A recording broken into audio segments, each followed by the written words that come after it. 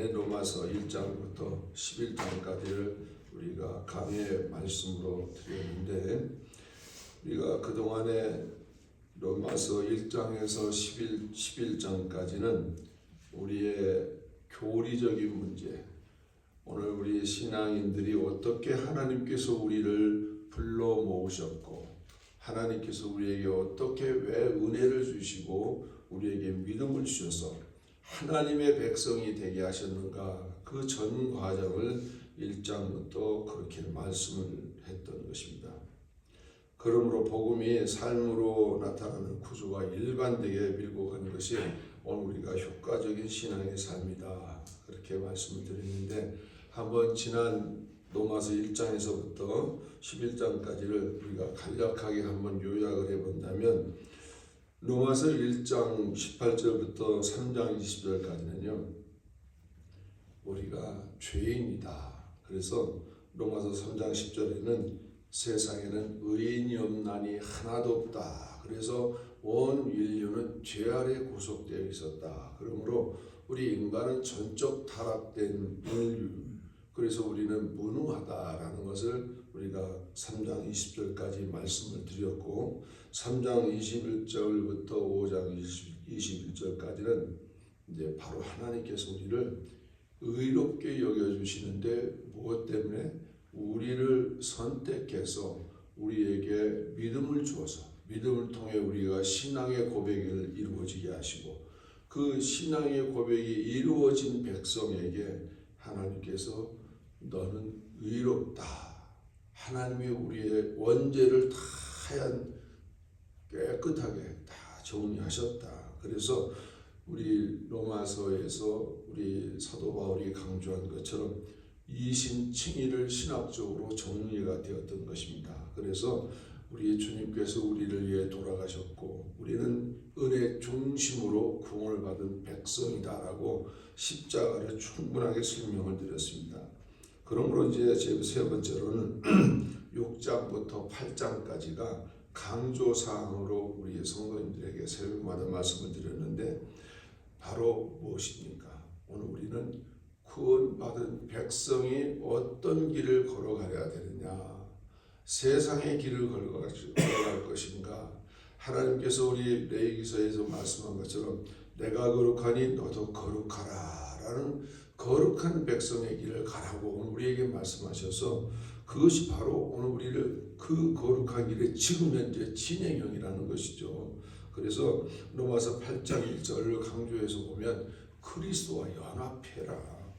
너는 그리스도와 함께하지 않으면, 그리스도의 은혜가 함께하지 아니하면 우리는 그 구원의 길을 갈 수가 없다라는 것을 우리에게 말씀해 주시면서, 오늘 우리는 혼자 그 길을 간다면 도무지 갈 수가 없지만 하나님의 성령이 우리와 함께 하셔서 우리가 그 길을 가도록 충분하게 우리를 이끌어 가신다라는 얘기입니다. 그러므로 8장 후반에는 뭐가 나옵니까? 오늘 우리가 구원의 서정에서 봤듯이 성도의 견인이라 하고 있습니다. 하나님께서 그 택한 백성을 끝까지 손을 붙잡고 가시는데 어디까지 간다고요? 천국에, 영화의 그 나라까지. 그래서 그 하나님이 우리를 붙드셨는데 우리를 놓지 않겠다. 우리를 놓지 않겠다는 얘기는 하나님이 우리를 택한 백성, 너는 의로운 백성이야 라고 부른 그 백성은 오늘 우리를 영화의 길까지 놓지 않고 간다. 그런데 그것이 다 완성됐으면 얼마나 좋을까요? 그런데 지금은 진행형. 그러나 우리는 구원받은 사람들이라는 것은 우리는 이미 하나님께서 허락하셨다는 것이죠. 그러므로 우리가 9장부터 11장까지는 하나님께서 선택된 백성과 유기된 백성을 설명하면서 오늘 우리는 선택받은 하나님의 구속된 백성이라고 로마서 9장에서 11장까지 오늘 우리에게 알려주었습니다. 그래서 로마서 11장 33절에 깊도다 하나님의 지혜와 지식에 풍요하며 충분하게 설명을 드렸습니다만, 오늘 우리가 하나님의 그 주권 때문에 내가 무엇을 잘했고 내가 무엇을 하나님 앞에 아부해서 우리가 구원받은 백성의 반열에 들어갔는가, 그런 거는 하나도 아니라 하는 얘기예요. 그러므로 전적으로 하나님이 우리를 선택하셨는데 언제 그럼 우리를 선택했는가? 우리 육신을 입기 전 내 영을 하나님의 창세전에 예수 그리스도 안에서 우리를 선택했는데 그 선택된 백성들을 하나님이 이 땅에서 일일이 한 사람 한 사람 테이크오버해서 천국까지 우리를 이끌어 가신다 하는 것입니다. 그러니까 이 말씀을 정리해 보면 우리 인간들은 죄 아래에 있었다는 거예요. 죄악으로 인해서 멸망으로 갈 수밖에 없는 우리들. 그 죄는 누구 때문에 그렇습니까? 우리 인류의 시조 아담과 하와로 인해서 시작된 죄. 하나님의 은혜로 우리를 의롭다 하셨고 또 우리를 그냥 성령 안에서 가도록 하나님께서 우리를 붙들어 가시는데 혼자 가는 게 아니라 성령님 안에서 변화를 받고 우리를 끝까지 보존하고 이끌어 가신다. 이것이 하나님의 주권이라고 우리는 로마서 1장에서 11장까지를 우리가 말씀을 드렸습니다. 그러면 오늘 12장부터 오늘 우리가 말씀을 전해드리는 11장부터 16장까지는 그러면 어떤 말씀이 있을까? 하나님의 구원받은 백성, 성화의 길을 가는 백성은 하나님 앞에 어떤 삶을 살아야 될 것인가를 우리에게 분명하게 사도 바울은 제시하고 있습니다. 오늘 그렇잖아요. 세상에서 크리스찬들이 참으로 칭찬받고 많은 사람들한테 호평을 받으면 나도 한번 교회 가볼까 할 텐데 참 우리가 할 말은 아니지만 교인들이 세상에서 칭찬을 받지 못하고 온갖 추문을 다 들어가면서 결론적으로 하나님을 올바로 전할 기회를 놓쳐버리는 그런 삶을 우리가 살아가는 경우도 없지 않아 있어요. 그래서 오늘 로마서 12장 1절에서 2절 말씀에 산제사로 드려지는 삶을 살아라. 그 말씀을 가지고 우리가 함께 은혜를 받고자 합니다. 오늘 은혜 이후에 질문을 받으니까 우리는 나는 어떻게 살아가야 되는가? 이전에 나의 삶, 옛 자아는요 지금도 옛 사람과 동일하게 살아가고 싶어요. 오늘 비록 내가 교회 안에 있지만 내가 하나님의 백성이라고 내 스스로 말은 하지만 세상 사람과 동일하게 살아가고 싶어 해요. 하나님 앞에 나와 예배드리는 것 거치장스럽고요, 사치스럽고요, 시간 많고 여유 있는 사람들이 드리는 걸로 취급해버리는 그런 경향도 있고 하나님 어디에 있어 만나봐야 알지 라고 하는 사람들이 없지 않아 있고요. 일부 과학자들은 그렇다고 합니다. 과학적으로 증명해봐. 하나님에 대해서 과학적으로 증명해봐. 그러면 내가 믿을게라는 과학자들의 그 알량한 그 한 소리. 로마서는 우리에게 분명히 말합니다. 우리는 죄인이었으나 그리스도의 은혜로 의롭다함을 입은 백성들. 우리 나의 행위로 우리가 구원받은 것이 아니라 하나님의 자비하심으로 구원받았다는 그 한 사실. 은혜는 결론이 아닙니다. 은혜는 새로운 출발점, 새로운 시작이라는 것입니다. 우리가 하나님께 은혜 받아 구원받은 백성은 그때부터 새롭게 출발하는데 어떻게 살아가야 할 것인가? 한번 우리가 이 질문 앞에 우리의 신앙의 삶을 한번 드러내놓고 한번 우리가 나를 살펴보는 시간 되기를 원합니다. 첫 번째로 오늘 로마서 12장 1절에 말씀합니다. 헌신은 의무가 아니라 은혜에 대한 반응입니다 라고 말씀을 제목을 하고 오늘 말씀을 보니까 그러므로 형제들아 너희 몸을 하나님이 기뻐하시는 산제물로 드려라. 그런데 산제사로 드리라는 것입니다. 오늘 우리를요 산제사 드린다는 것은 우리가 불 앞에 태워져야 된다는 것이에요. 내가 죽어줘야 된다는 것입니다. 그런데 오늘 우리가 죽지 못해서요 우리 안에 옛자가 얼마나 우리 성도들을 괴롭히고 있습니까? 오늘 우리가 12장 1절 말씀의 첫 소재에 보면 그러므로 라고 나와 있습니다. 그러므로라는 말은요, 그동안에 우리가 로마서 1장에서 11장 안에서 받았던 그 은혜, 너희가 본래 죄인이었던 너희를 하나님의 은혜로 너희를 의롭다 하시고 지금 하나님과 함께 동행하는 발걸음 걷게 했던 너희들, 그렇죠. 그런 구원받은 백성은 어떻게 살으라고요? 산 제물로 드려라. 누구에게? 하나님께. 그러면 우리가 그런 질문이 앞섭니다. 하나님 앞에 나를 죽이면 그럼 결론적으로 나는 뭔가? 저는 여기서 죽이라는 말을 이렇게 말씀을 여러 차례 드렸습니다만, 저와 여러분들의 애자하는 십자가의 못을 박아야만 됩니다. 내 안에 애자를 십자가에 못 박으면 하나님이 그때부터 우리를 어떻게 하신다고요? 새 사람으로 살도록 새 심령을 우리에게 부어주어서 변화된 삶을 살아가는데, 새 심령은 어떻게 합니까? 하나님 말씀을 들으면 기쁘고, 하나님 말씀 들으면 아멘이 되고, 하나님 말씀 들으면 내가 그렇게 해야지 하는 용기가 나오는 것이죠. 그래서 우리가 세상을 살아갈 때요, 내 안에 새 생명의 삶으로 살아가면 우리는 기뻐집니다. 우리는 한량없이 하나님을 찬양할 수가 있게 되는 것입니다. 그런데 우리가 하나님께 억지로 끌려왔습니까? 하나님이 우리를 참 좋은 길로 인도해 오셨다는 것입니다. 그러므로 오늘 우리는 그 은혜의 감격 앞에 하나님께서 주신 그 기쁨을 새 생명과 더불어 우리가 오랫동안 우리가 지속하고 내가 향유하고 우리의 삶의 결실로 가져가야 한다는 것이죠. 결국 우리의 헌신의 깊이는요, 우리의 결심이 아니라 우리가 얼마나 하나님의 은혜를 깨달았는가에 달려 있다는 것입니다. 그러므로 사도 바울이 그랬습니다. 나의 나된 것은 오직 하나님의 은혜라.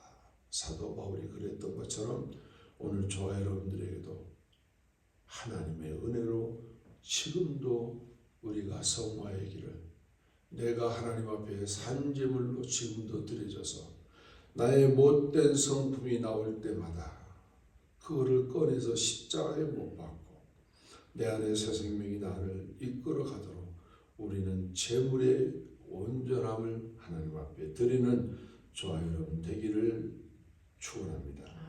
두 번째로 오늘 2절 두 번째로 말씀은 예배는 삶 전치다라고, 오늘 우리 12장 1절 마지막에 보면 너희가 드릴 영적 예배니라 이렇게 말씀했습니다.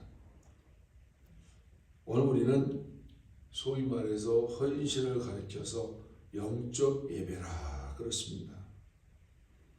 헬라어로 영적이라는 말은 로기케라 그런데 로기케라는 말이 영적이라는 말이 있고, 참 우리가 하나님 앞에 온전한 영적 예배라 해서 예배라는 말은요 라트레이아라 헬라어로 그렇게 얘기합니다. 그래서 우리가 로기케 라트레이아라고 할 때 영적 예배를 우리가 하나님 앞에 드린다는 것이죠. 이것은 오늘 우리가 영적 예배를 드리는 것은 단순한 감정 행위가 아니라 하나님께 드려지는 합당하고 이성적인 예배가 되어야 한다는 것입니다. 예배는 특정한 시간이나 장소에 되지 않습니다. 믿는 사람 둘셋이 모인 곳에 우리 주님이 함께 하신다. 우리가 기도로 모였건, 우리가 말씀을 공부하기에 모였건, 우리가 하나님 앞에 두세 사람 믿는 사람이 모인 그 자리가 바로 예배의 자리가 될 수 있고 하나님을 경배하는 그런 자리가 될 수 있다는 것입니다. 오늘 우리가 주일에 예배드리는 것은요 어쩌면 시작일 뿐입니다.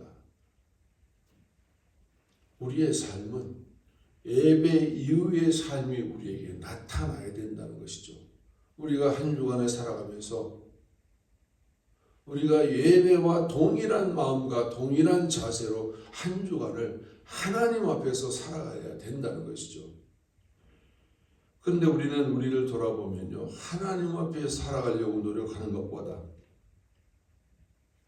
어쩌면 보이는 사람 앞에 살아가려고 온갖 방법을 우리가 다 하지 않습니까?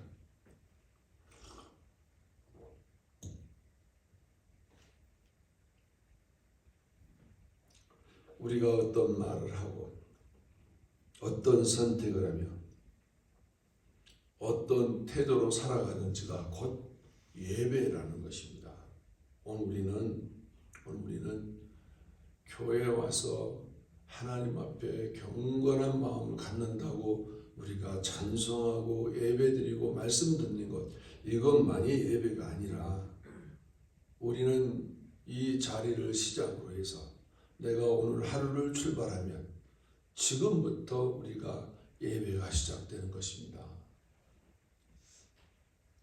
예배가 시작되면요, 우리의 입은 하나님 보시기에 합당한 말을 해야 되고, 우리의 표정은 하나님 앞에서 내가 정말 간절한 마음 갖는 그런 표정이 나와야 할 것이고, 또한 우리의 생활은요, 어느 누구를 만나든 하나님 앞에서 대하든 겸손함으로 만나고 섬겨야 된다는 것입니다.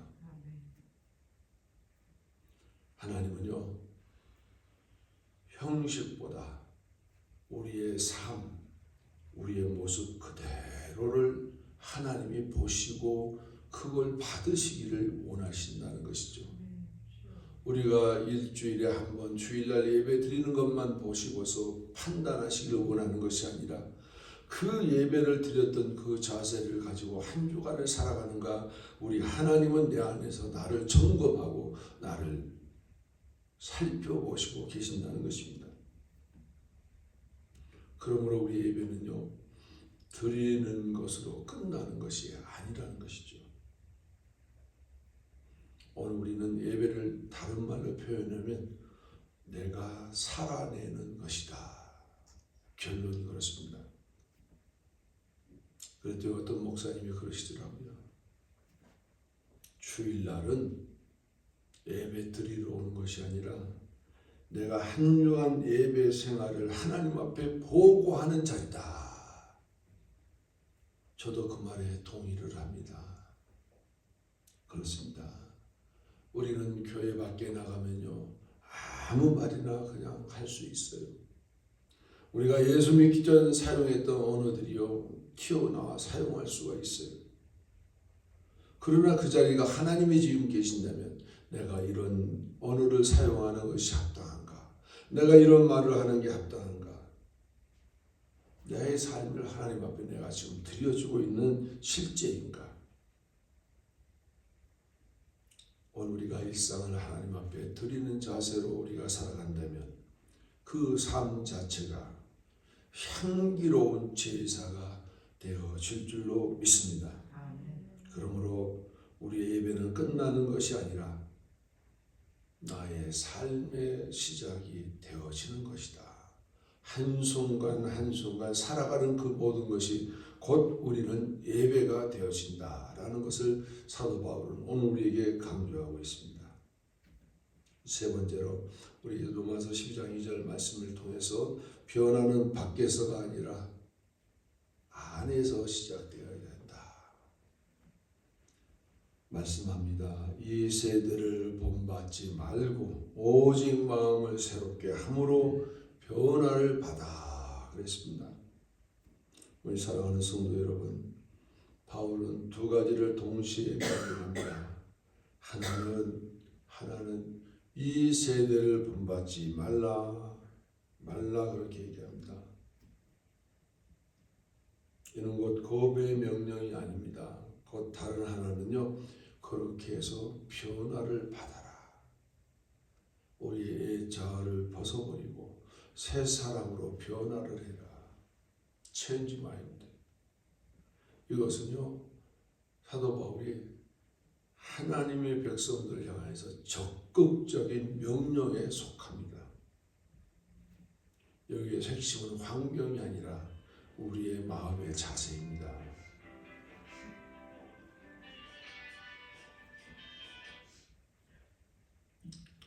우리는 흔히 상황이 바뀌면 인생이 바뀐다고 생각하지만 성경은 마음이 새로워질 때, 우리의 마음이 새로워질 때 비로소 삶이 변한다. 이렇게 오늘 우리에게 주장하고 있습니다. 세상은 우리를 끊임없이 자기 틀에 맞추려고 합니다. 하나님의 백성은 그 흐름을 따르지 않고 오직 말씀으로 그 생각이 새로워지기를 기대하고 있습니다. 변화는 외적인 결심이 아니라 우리와 함께 하시는 성령께서 말씀으로 우리의 내면을 바꾸실 때 우리가 자동 동화돼서 바뀌어져야 됩니다. 성령님은요, 저와 여러분들에게 수시로 말씀하고 있습니다. 그것은 옳지 않아. 이것도 옳지 않아. 성령님이 내 안에서 얼마나 지적을 하는데 우리는 그 말을 들으려고, 우리는 그 말씀을 따르려고, 우리는 그 말씀을 지키려고 부단히 노력해야 된다는 것이죠. 옳지 않다는 그 길을 나는 가고 있다. 그러면 잘못된 것이죠. 내가 삶으로 살아가지 못한다는 것, 이건 잘못된 것이죠. 그러므로 참된 변화는 밖에서 밀려오는 것이 아니라 내 안으로부터 시작되는 것, 이것이 곧 하나님의 역사라는 것입니다. 예수님이 밀밭을 거닐 때 제자들이 밀을 비벼서 먹었습니다. 너무 시장기가 들고 배가 고파서 바리새인들이 쫓아와서 하는 말이, 안식일에 당신의 제자들이 할 짓을 하고 있습니까? 저건 법을 위반합니다. 무슨 법? 율법을 위반합니다. 그럴 때 우리 주님이 뭐라고 그랬습니까? 밖에서 들어간 것이 사람을 더럽히는 것이 아니라 너희 안에 있는 그것이 너희를 더럽힌다 그랬습니다. 오늘 우리의 마음은요, 성령님께서 우리의 마음을 변화시켜 주지 않으면 우리는 사람의 생각에 치우치고요, 사람의 마음에 치우치고 일순간 우리는요 잘못 선택하고 잘못 살아갈 수 있다는 것입니다. 오늘 우리는 환경이 바뀌어야 사는 것이 아니라 우리의 마음이 바뀌어질 때 나의 인생의 삶, 내가 성화의 길을 바르게 갈 수 있다는 것입니다. 마지막 네 번째로 하나님의 뜻은 분별되는 것이다 라고 했습니다. 로마서 10장 2절에 이렇게 말씀합니다. 하나님의 선하시고 기뻐하시고 온전한 뜻이 무엇인지 분별하도록 가라 그랬습니다.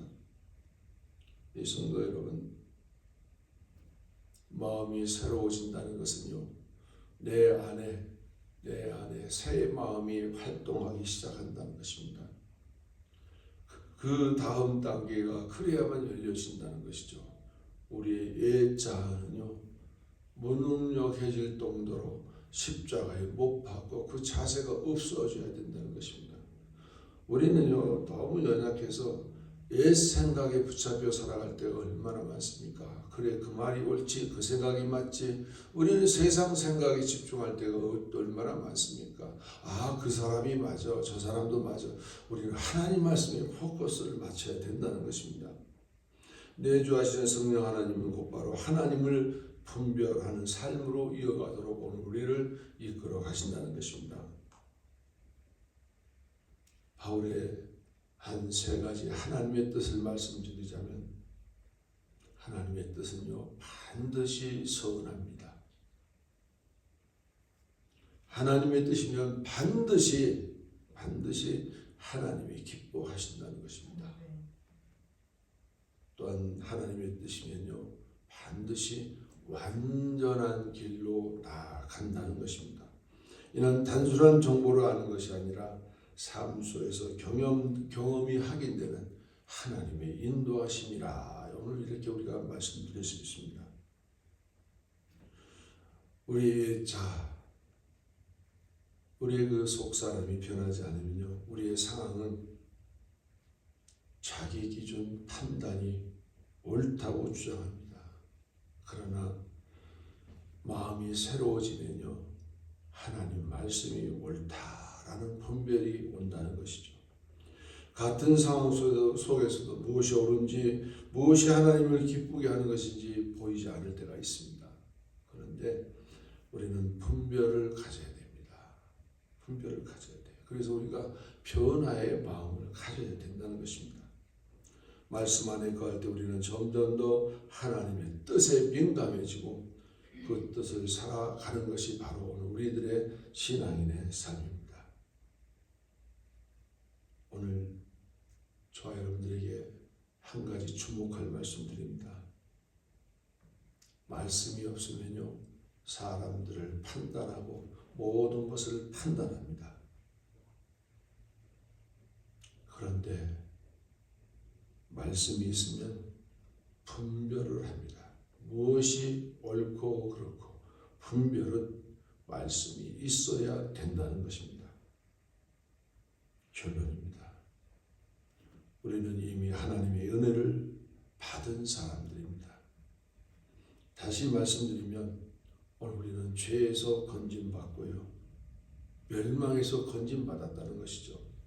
그리고 우리를 의롭다 하심을 우리가 받았습니다.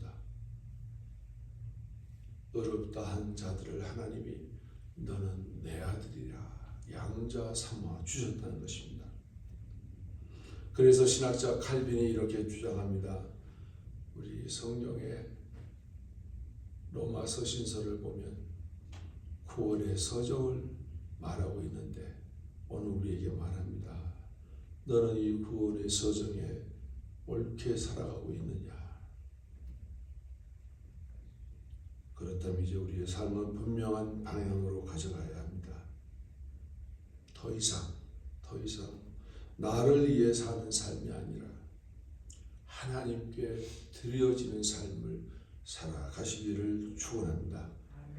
믿음은 고백에서 멈추지 않고 삶으로 이어져야만 합니다.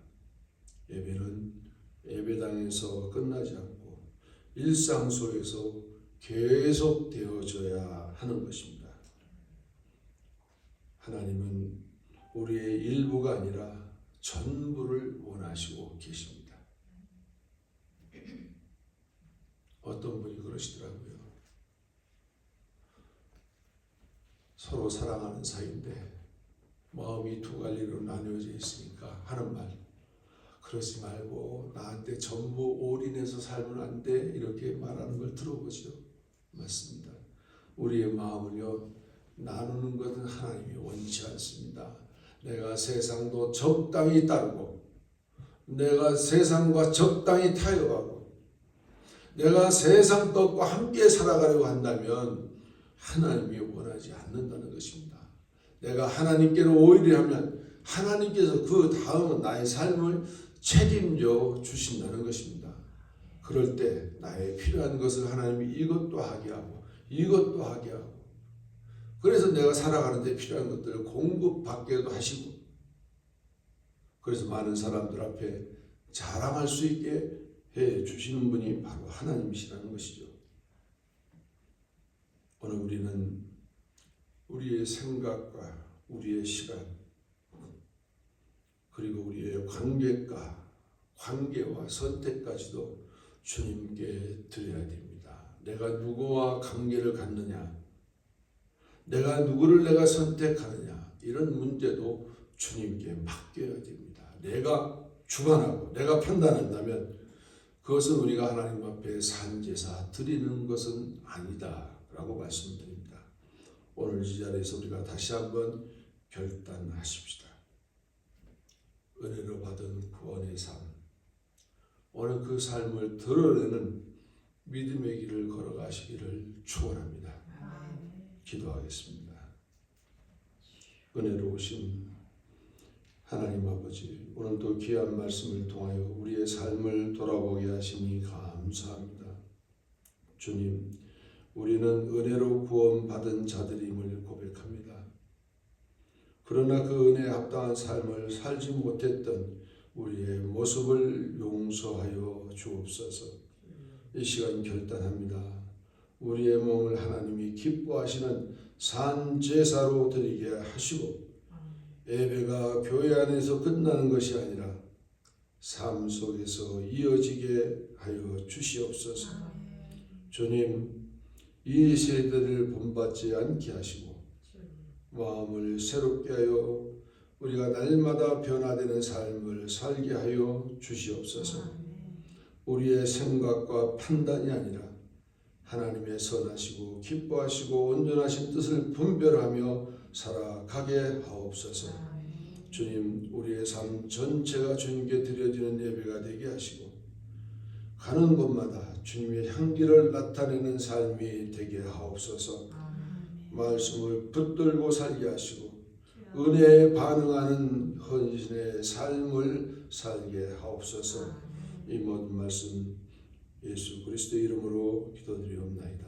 아멘. 주기도